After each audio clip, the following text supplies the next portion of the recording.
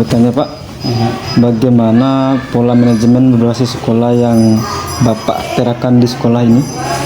Ya, untuk manajemen di sekolah ini ya, bagaimana kita intinya di sini kalau dari segi pola, kepala sekolah itu memegang peranan yang sangat penting ya sebagai manajer di sini untuk kemudian secara bersama-sama dengan guru untuk mengelola sumber daya yang ada di sekolah.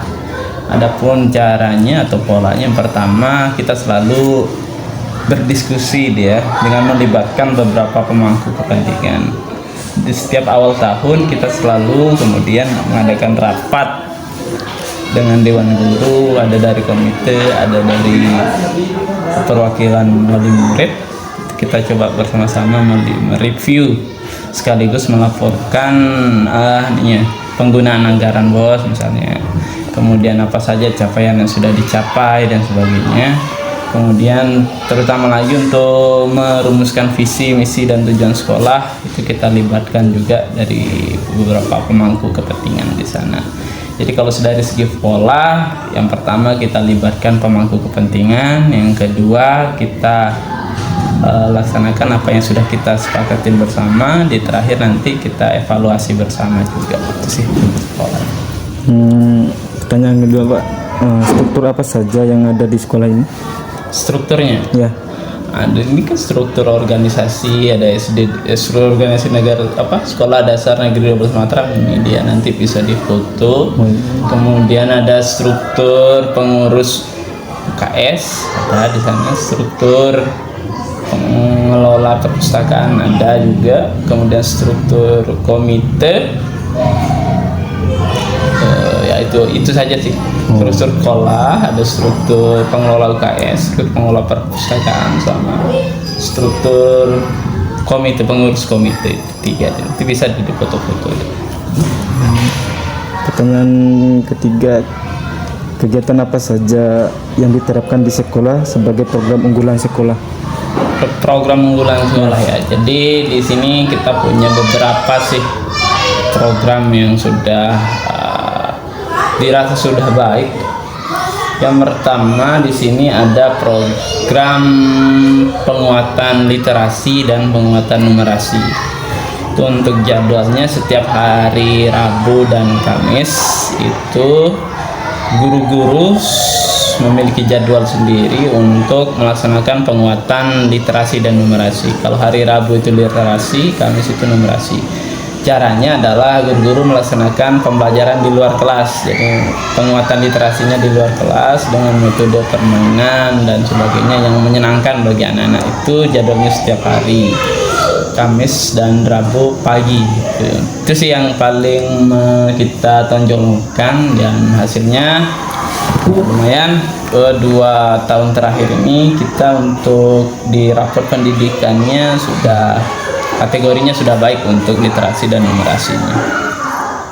Anda dalam memahami karakter dan kebutuhan siswa? Yang pertama ya, kita lihat itu sebelum dia masuk di kelas ya, atau pas waktu pertama kali dia masuk masa perkenalan sekolah itu biasanya kita harus lihat dari sana. Itu sebelum asesmen, sebelum apapun. Memang kalau yang untuk baru pertama coba di kelas 1 biasanya agak susah ya. Tapi kalau yang sudah berpengalaman biasanya di sanalah kita melihat karakter anak itu yang untuk pertama kalinya sebelum kita melakukan asesmen awal, biasanya begitu. Karena biasanya di awal masuk sekolah itu ada beberapa anak yang tidak bisa lepas dari orang tuanya. Biasanya kan ada yang masih malu-malu, atau ada yang berani tapi harus dilihat dulu sama orang tuanya. Ya tergantung latar belakangnya mereka sih, biasanya begitu aja. Terus bagaimana strategi Anda dalam menjaga disiplin di kelas? Disiplin kalau dari anak kelas 1 yang paling pertama itu adalah bu gurunya sendiri. Saya sendiri harus disiplin dulu, karena kalau kelas 1 itu kan istilahnya masih anak-anak itu kan masih pingin main, masih kadang-kadang seperti ibunya lah gitu ya.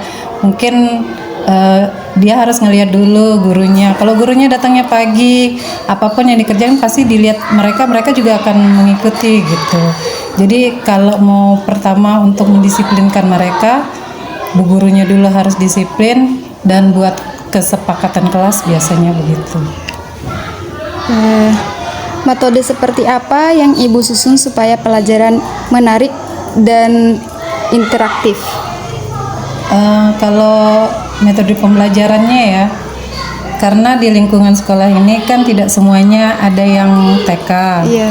masih ada yang tidak TK. Jadi pendekatan saya biasanya sama seperti kita belajar di TK, yaitu bermain, bernyanyi, atau seperti mereka tebak-tebak gitu. Biasanya gitu aja sih.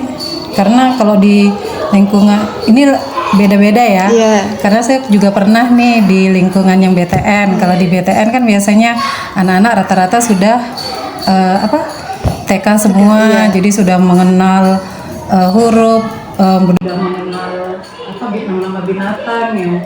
Tapi kalau yang anak-anak nggak TK itu biasanya nggak tahu huruf, nggak tahu angka, hanya bisa kadang-kadang ada yang bisa ngitung asal ceplos saja, mengucapkan aja tapi nggak tahu namanya kayak gimana gitu.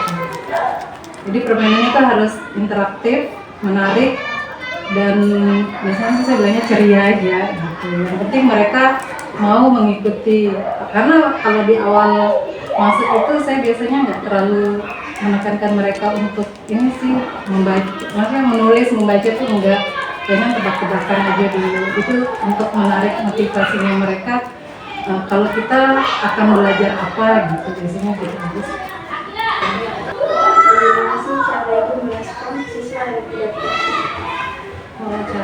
Cara responnya saya menggunakan pendekatan pada siswanya. Kita kenal dulu antara mereka bagaimana, apa maunya mereka, dan belajar seperti apa. Kita mendekati dulu siswanya, anaknya. Kan dia dari kelas 1 ke kelas 2 itu kan masih ada masa-masa di kelas 1 juga kan dia belajar sambil bermain. Kita menyesuaikan diri dengan anak-anak kan. Harus tahu dulu anaknya seperti apa sih, atau bagaimana sih. Nah, mereka kadang ada tampangnya juga kan. Nah, kita sebagai seorang pendidik tuh ya, kita dapat lagi kita sebagai seorang ibu kan, udah ngerti bagaimana mengatasi setiap anak itu dengan Saat ada dulu mana? Dulu. Mana dia? Nggak tahu. Cari ya. Bilangin dikit gak dapat sepatu.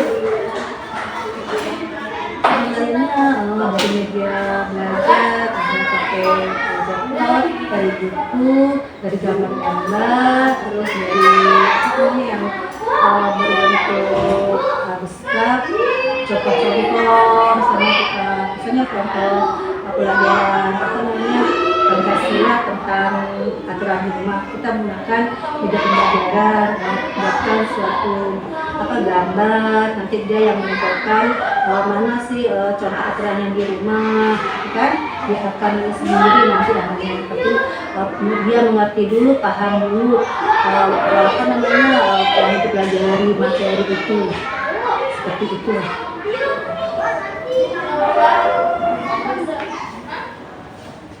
Bagaimana cara bikin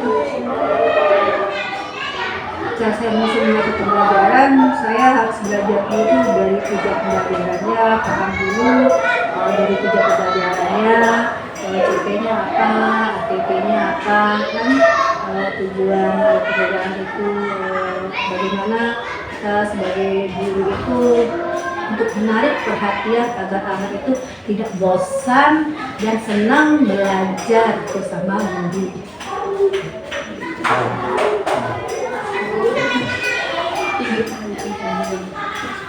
Ada 3 pertanyaan.